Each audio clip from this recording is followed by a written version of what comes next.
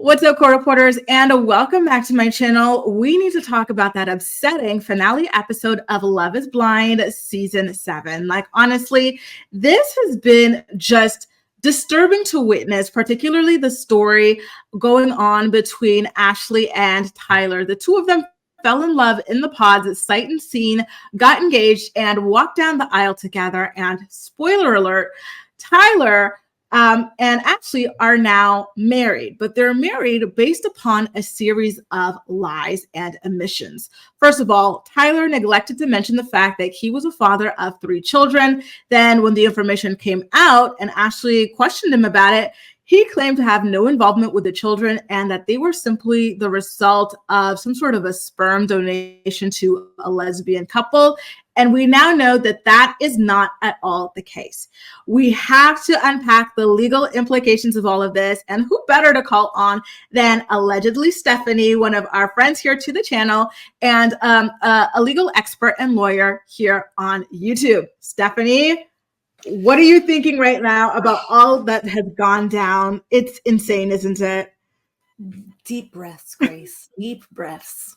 Honestly, watching everything as it unfolded, seeing everything online, watching the very well conducted interview that Jessie Wu did, which released yesterday regarding some of the parties involved. Wow. I don't think we've seen this level of diabolical deadbeat on television ever. This level of like intentional fraud, in my opinion. And then it begs the question of how do you get an annulment? What are the legal requirements to get an annulment? And then whether or not Ashley would even want an annulment. Unfortunately, it doesn't seem so, but maybe we will see that sense might be finding her. I sure hope so. By the way, you guys, you can check out Allegedly Stephanie here on YouTube. She has her own channel where she shares a lot of incredible pop culture and legal videos. Okay, you guys.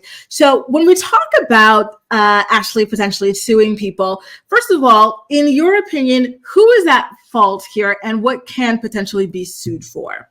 I think the first person at fault would be Tyler for lying, for not disclosing the fact that he has 3 children, but also then production, because I find it very hard to believe that production did not know that he had 3 children, as he was a very active father. It was very well documented on the internet, which the internet found out within 2 business days for themselves. So according to the mother of his children, he has 3 children with her. They have been best friends for years. According to the mother of his children, she realized after he went to Mexico to the do they call it like the honeymoon portion? I forget what they call it, that portion. Yeah, for some reason, the cart before the horse honeymoon. Yes. He called her and was like, hey, I'm fine. Everything's fine. I'm alive, etc. And then she noticed that he deleted his entire Facebook with all of the photos of their children 2 days later. So that means during scouting, during casting, during all the parts of the pods, that his Facebook with all of those pictures were there, and basic background from production would have found that. Now, you know that we've established that it seems as though production was at fault here. What sort of liability does that open them up to? Is this some sort of like a financial repercussion that Ashley can potentially seek relief for? Is it something else? Like, should they be issuing a public apology? Should they be forced to kind of go back and see the way in which that they analyze cast members to see if they're eligible for the show? Like, what should happen so that nobody else is the victim of something so egregious? There's definitely a level of fraud there. So it's whether or not who you're placing the blame of the fraud on. So if production were to take the stance that like, oh no, we looked and somehow miraculously we didn't see any of these dozens of pictures, it's not plausible. It's not really believable. And I think one thing to know, Ashley would want to have to actually advocate for herself, which her Instagram does not indicate that, unfortunately. If she were to, what do you mean by that?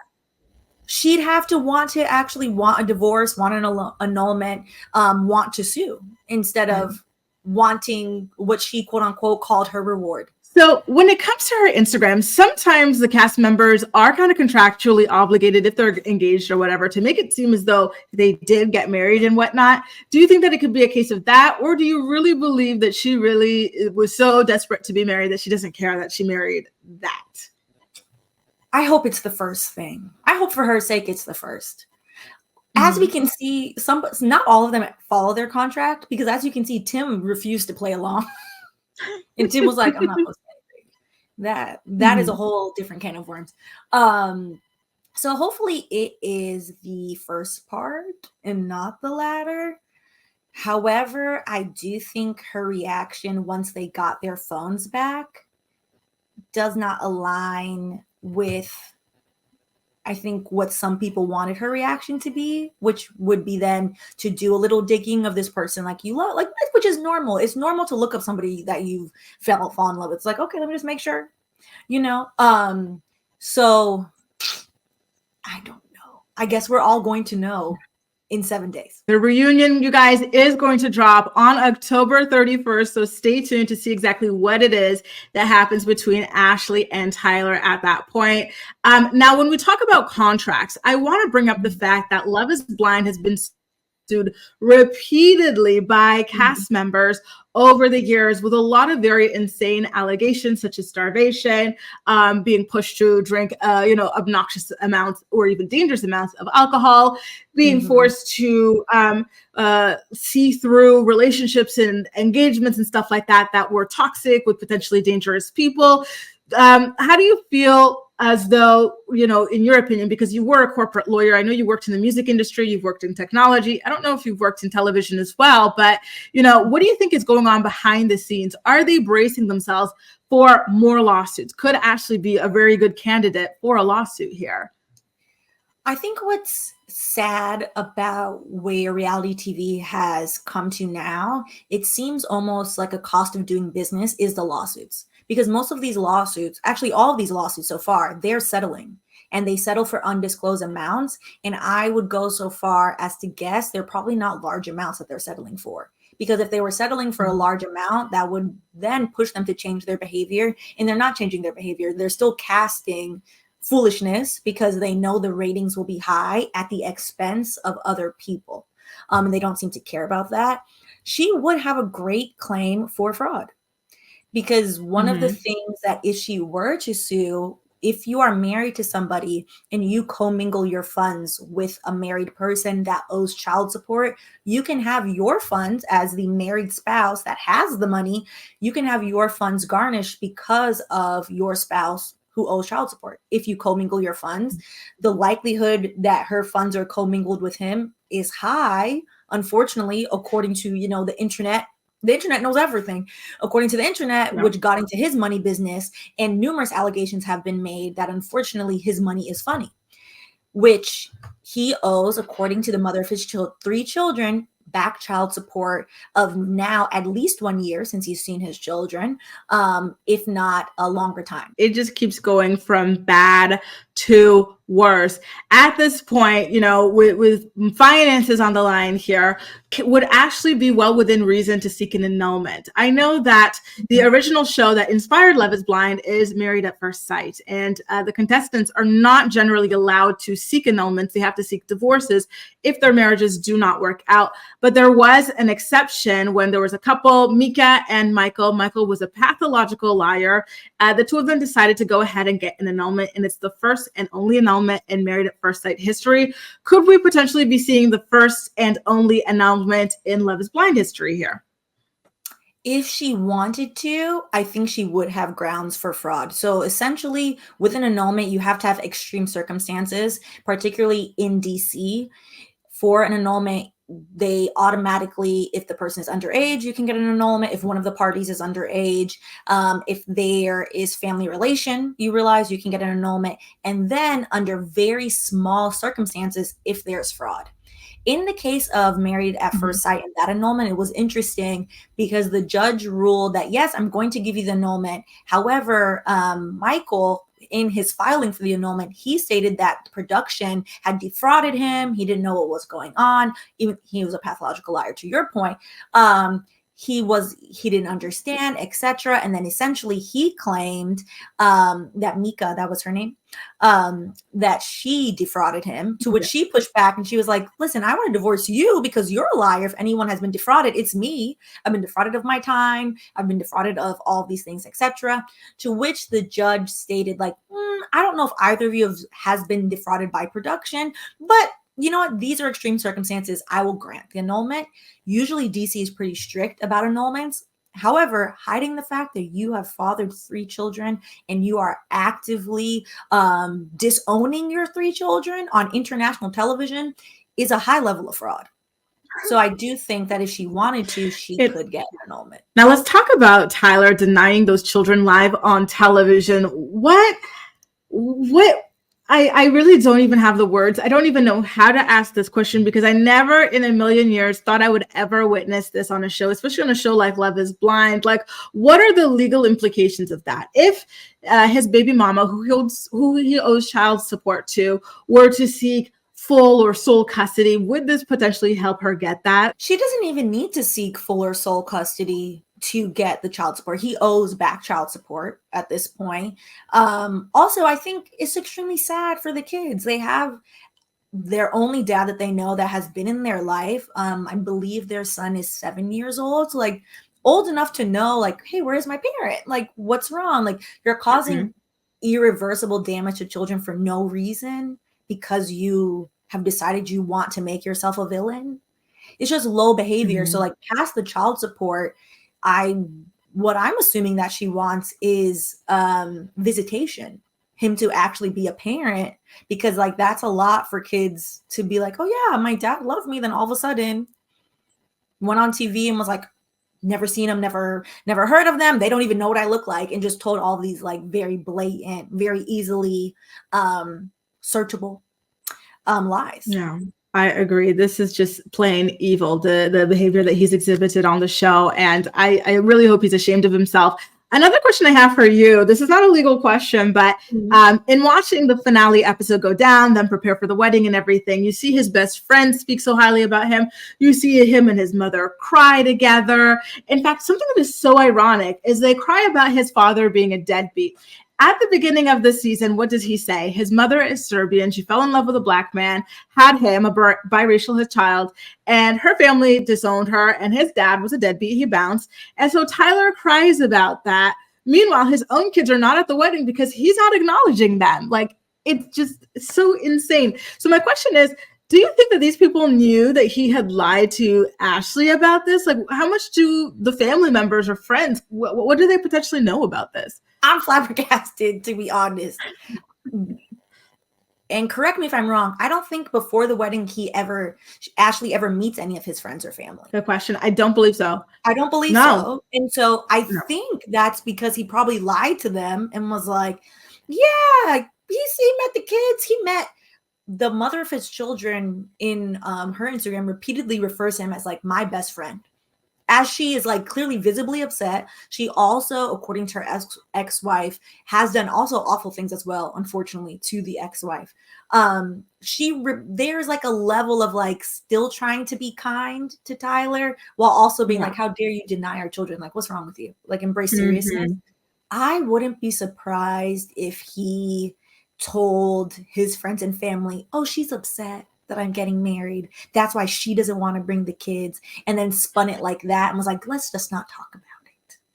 I wouldn't be surprised. It's often the case, right? That deadbeats manipulate and lie to those around them. People around them, exactly. I don't even know how he was capable of doing any of this. It's some really, really psychotic stuff. In fact, I wanna seek out a mental health expert because I personally feel as though this man might have some kind of antisocial personality disorder. I don't know if this is a symptom of sociopathy, psychopathy, but it is just such dark, like scary, like ice cold, like not, you know what I mean? This is very atypical to me personally. And I'm really curious to know like what potentially could be lying beneath the surface here. Not to give him an excuse, but to say, hey, listen, like, because I like to label things. I like to, categorize things and to understand things that way. I really feel like he's devoid of some kind of empathy. I don't know. Is this narcissism? I don't know, but it's scary, whatever it is that he's got going on.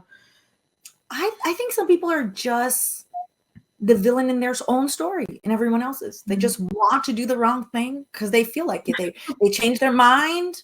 Just like he decided he was going to delete the Facebook and then not speak to his kids again. They just go about their business. And I think because most people have a level of empathy, there's a desire to like understand like what would drive somebody to do that. And I think some people just don't give a damn about others, unfortunately. He went into those pods, acted like he had no children, told Ashley numerous times, like, I can't wait to be a dad. You are a dad. At that point, your oldest child is 6 years old. You are like in all, like, what are you talking about? Like, as if this is some like new experience. And unfortunately, like, this is probably like the first time on reality television we've seen it. But in real life, there are unfortunately, sadly, men who are like, yeah, second family. Let's start over. I'm done with this. Brian McKnight. And aren't his kids all named some variation of Brian? Yes.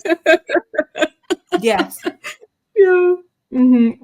I think you're right. You know, it's scary. And, you know, even though there are people like me who want to, like, you know, have a label or something to understand it, but maybe it's like you say, some people are just bad people, fundamentally bad people. You know, they don't have any kind of disorder. This really, to me, seems like a huge legal mess that Netflix has stepped into. And I'm really curious to know how it goes. You know, actually, one final question. If Tyler gets Ashley pregnant, and they have a baby. I hope not. My desk is wood, knocking on the desk. Oh, same here. No. But if this happens, would she have any recourse against Netflix for putting her in this position? The position to be pregnant? Yeah, to marry someone that, you know, under false pretenses, and like they probably knew that he had all these kids and stuff like that. And so now, based on, you know, the faith that she had in him, and the way he presented himself, which was a complete lie, she has a baby by him, not knowing he has all these other kids that he does not take care of. Like, I feel like Netflix would be kind of responsible in some way for that. I would want Netflix to pay me child support. I don't think, unfortunately, she could take it to that level, but it would still be the root of the fraud of this entire situation. I have been defrauded. I am owed pain and suffering because I have been defrauded. I am owed, she got married to him. If my assumption is correct that they are commingling funds, and if the mother of his current children goes after Ashley's money, she could sue Netflix also for the amount of money that may or may not be garnished from her wages, because the funds have likely been commingled at this point. I really hope that's not the case for her. I hope so too. Me too. Because I really, that's really unfortunate. And I think while some people want to blame her, the majority of the blame, all of the blame really, is on him. And then now that you know this person is a diabolical deadbeat, now you have to be the strong person and be like, damn, you can't be the love of my life and a diabolical deadbeat. You can't. Because that just also makes you a diabolical deadbeat too. Like, why would you want to, you know, now that she knows, now that all information is out, the receipts are very verified, you can cross-reference these court dates. You gotta walk away now, girl. So hopefully she's done that. Next week we'll be like, okay, good, she freed herself. Because if not, hope so too. Then I think it would lessen her fraud claim. You're right. I agree with you. And I really, truly hope. At that point, you're saying it's not fraud. You're saying, no, I believe this. This is real. And it's like, oh, well, okay. Please don't be a pick. Actually, listen to Stephanie. Go file for that divorce. It's hard. You fell in love with him. You got attached to him. You got married. Sympathize. Exactly.